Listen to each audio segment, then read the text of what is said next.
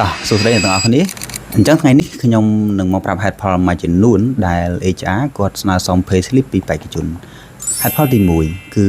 ដើម្បីប្រកាសក៏ដូចជាបញ្ជាក់ថាតើបេក្ខជននោះគាត់ពិតជាទទួលបានប្រាក់ខែដូចដែលគាត់បានស្នើសុំនឹងដែរឬក៏អត់ទេហេតុអីបានជាគេត្រូវស្នើសុំអាហ្នឹងដោយសារតែជាទូទៅសិនបើបុគ្គលិកដែលមានភាពស្មោះត្រង់គឺគាត់ប្រកាសណាស់គាត់នឹងហ៊ានបង្ហាញពី pay slip បង្ហាញពីប្រាក់ចំណូលរបស់គាត់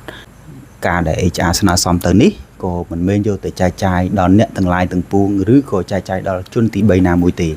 គឺគេគ្រាន់តែយកទុកជាឯកសារហើយជា reference តែប៉ុណ្ណោះហើយអូនឯងមិនបាច់ភ័យថាគេយកទៅចែករំលែកដល់ជនទី3ជនទី4ជនទី5ដូចអ្នកក្បែរខាងហ្នឹងក៏មិនបាច់ភ័យដែរ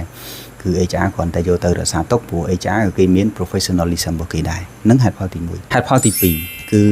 ដើម្បីជាការប្រៀបធៀបគ្នារវាងប្រាក់ខែដែលឯងកំពុងទៅធ្វើបច្ចុប្បន្ននៅក្នុង position មួយហ្នឹងហើយឯងដាក់ពាក្យមកកន្លែងក្រុមហ៊ុនថ្មីនៅក្នុង position ដដែលនៅក្នុងទូនាទីដដែល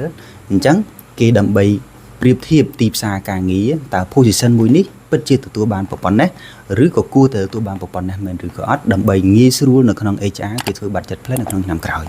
នេះហេតុផលទី2សម្រាប់ហេតុផលទី3ការរំពឹងប្រាក់ខែឬក៏ការទាមទារប្រាក់ខែពីដែលអូនឯងដាក់មកហ្នឹង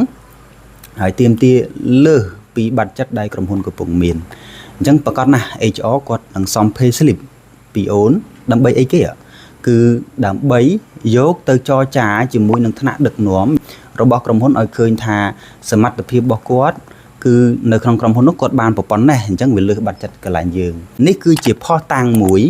ដើម្បីយកទៅបង្ហាញថ្នាក់ដឹកនាំក្រុមហ៊ុនឲ្យគាត់ឃើញអំពីតម្លៃរបស់អូនហើយគាត់នឹងអាចពិចារណាដើម្បី send ចូល offer ជាចុងក្រោយបងសូមបញ្ជាក់ម្ដងទៀតថាការដែល HR គាត់ស្នើសុំ pay slip អូនឯងមានសិទ្ធិនៅក្នុងការឲ្យក៏បានអូនឯងមិនឲ្យក៏បានដែរប៉ុន្តែជាទូទៅប្រសិនបើឯងចង់បាន job offer គួរតែ send pay slip របស់គេទៅប្រសិនបើគេត្រូវការមានតែប៉ុណ្ណឹងអរគុណ